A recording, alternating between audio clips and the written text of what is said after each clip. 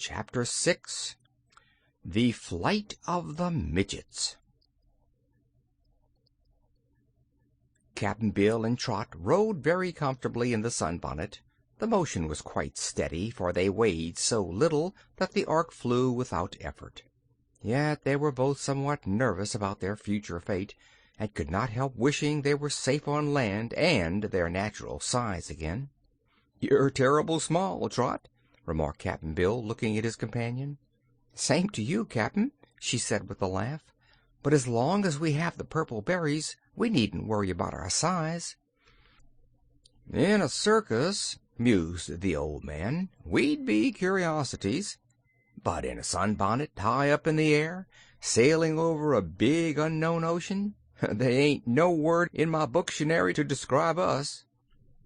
"Why, we're midgets, that's all," said the little girl.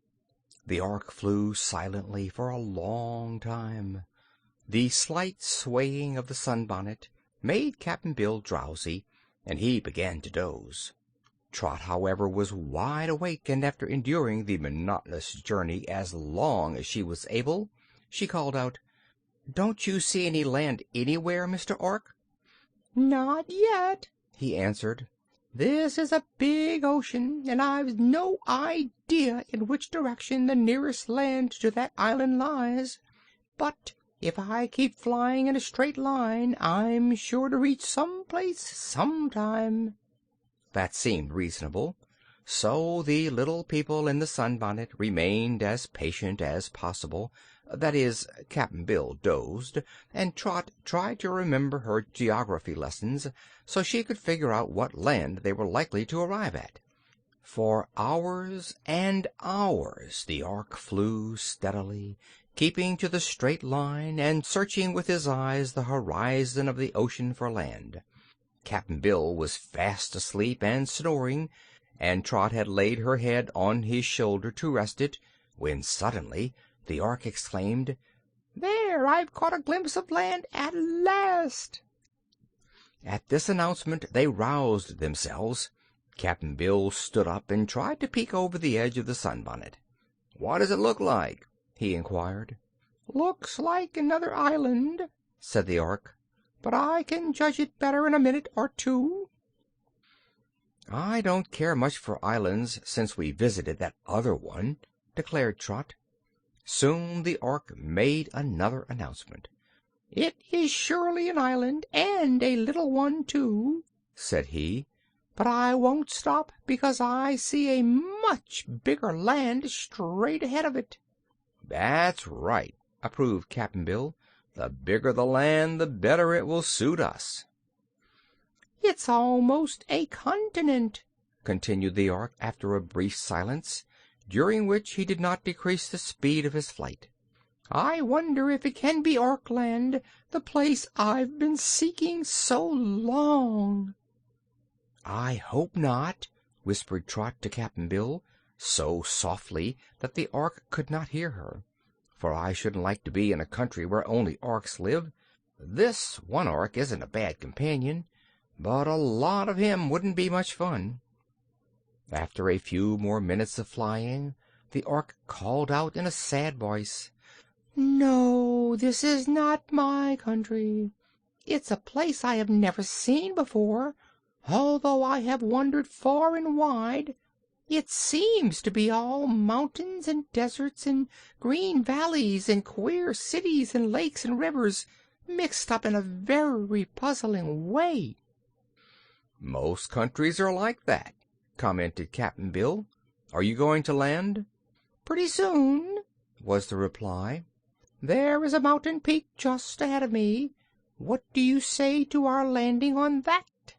"All right," agreed the sailor man, for both he and Trot were getting tired of riding in the sunbonnet and longed to set foot on solid ground again. So in a few minutes the Ark slowed down his speed, and then came to a stop so easily that they were scarcely jarred at all. Then the creature squatted down until the sunbonnet rested on the ground, and began trying to unfasten with its claws the knotted strings. This proved a very clumsy task, because the strings were tied at the back of the ark's neck, just where his claws would not easily reach. After much fumbling, he said, "I'm afraid I can't let you out, and there is no one near to help me."